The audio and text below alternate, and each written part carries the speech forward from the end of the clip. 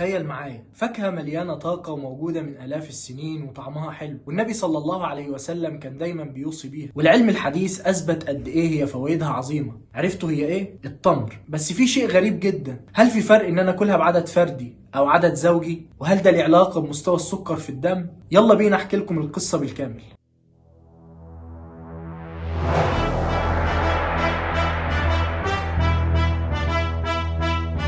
اولا التمر مش مجرد فاكهه طعمها حلو بس، ولكنها وجبه غذائيه متكامله بتحتوي على الكربوهيدرات والفيتامينات والمعادن والالياف اللي جسمك بيحتاجها يوميا، وده لانها مصدر طبيعي للطاقه، سواء كانت طاقه لحظيه او طاقه طويله الامد، لانها بتحتوي على 3 انواع من السكر: السكروز والفركتوز وكمان الجلوكوز. وكمان بتحتوي على مضادات اكسده قويه جدا، مضادات الاكسده اللي بتحارب الشوارد الحره اللي بتسبب التهابات واللي بيتبعها امراض مناعيه زي الروماتويد والعياذ بالله. وكمان بتحتوي على مضادات اكسده زي الفلافونويدات اللي بتعزز من صحه الدماغ وبتحارب مشاكل الذاكره والالزهايمر. وكمان فيها مركبات مضاده للسموم وبتساعد الجسم على التخلص من السموم دي وبتقلل من حدتها، وده بيوافق حديث النبي صلى الله عليه وسلم لما قال عن سعد بن ابي وقاص رضي الله عنه قال رسول الله صلى الله عليه وسلم: من تصبح ب7 تمرات عجوه لم يضره ذلك اليوم سم ولا سحر، رواه البخاري ومسلم. وكمان بتحتوي على الياف غذائيه بتعالج الامساك وبتحسن من الهضم وبتحسسك بالشبع لمده اطول، غير انها بتحتوي على الكثير من المعادن بس خاصه المغنيسيوم والبوتاسيوم والحديد اللي بيعززوا صحه الدم والقلب. وكمان بتحتوي على الياف غذائيه قابله للذوبان في الماء بتقلل من مستوى الكوليسترول الضار اللي موجود في الجسم اللي هو ال LDL، فبالتالي بتعزز من صحه الاوعيه الدمويه. وكمان بتعزز من نمو البكتيريا النافعه اللي موجوده في الامعاء اللي هي الفلورا اللي بتحافظ على صحه الجهاز الهضمي. والكلام ده طبعا تم اثباته ببحث علمي موجود في جورنال اوف اجريكلتشر اند فود كيمستري، بصوا عليه في المصادر تحت. ودلوقتي نكون خلصنا معظم الفوائد، تعالوا بينا بقى اقول لكم على السر. في البدايه لازم تعرفوا الفرق ما بين مصطلحين مهمين. المصطلح الاول هو الجلايسيميك اندكس، والمصطلح الثاني هو الجلايسيميك لود. الجلايسيميك اندكس ده هو سرعه امتصاص السكر في الدم بعد الاكل، اما الجلايسيميك لود فهو التاثير الفعلي للسكر ده على حسب الكميه المأكوله منه. المفاجأة ان لما حضرتك بتاكل التمر بعدد فردي سواء 1 أو 3 أو 5 أو 7 أو 9، الجلايسيميك اندكس ده بيكون اقل ما يمكن، فبالتالي الجلايسيميك لود كمان بيكون اقل ما يمكن، فبالتالي السكر في الدم بيرتفع بشكل تدريجي وثابت، وده معناه ان هيبقى في طاقة تدوم لفترة اطول بدون اي اثر سلبي على الجسم. والكلام ده بيأكده دراستين علميتين تم نشرهم في جورنال نيوتريشن سنة 2017. الدراسة الاولى بتقول ان الاعداد الفردية من التمر بترفع مستوى السكر بشكل اقل حدة من الاعداد الزوجية. اما البحث الثاني فبيقول ان في دراسة اجريت على تأثير التمر على مستويات الجلوكوز، لقوا ان الجسم بيتعامل مع عدد التمرات الفردي بطريقه اشبه بتنظيم السكر تدريجيا، بعكس التناول الزوجي اللي بيؤدي لارتفاعات مفاجئه. طيب دلوقتي هل التمر ينفع لمرضى السكر؟ طبعا في كتير من الناس فاهمه ان التمر ممنوع على مرضى السكر. العلم بيقول زي ما التمر فيه سكريات موجود فيه الياف بتبطئ من سرعه امتصاص السكر في الدم، وطبعا لو كان العدد فردي زي ما وضحنا قبل كده، فبالتالي ينفع لمرضى السكر، ولكن اكل باعتدال، ويفضل انك ما تزودش عن 7 تمرات يوميا. في النهايه احب اشارككم حديث عائشة رضي الله عنها قالت: قال رسول الله صلى الله عليه وسلم: يا عائشة، بيت لا تمر فيه جياع أهله، بيت لا تمر فيه جياع أهله، بيت لا تمر فيه جياع أهله. والسلام عليكم ورحمة الله.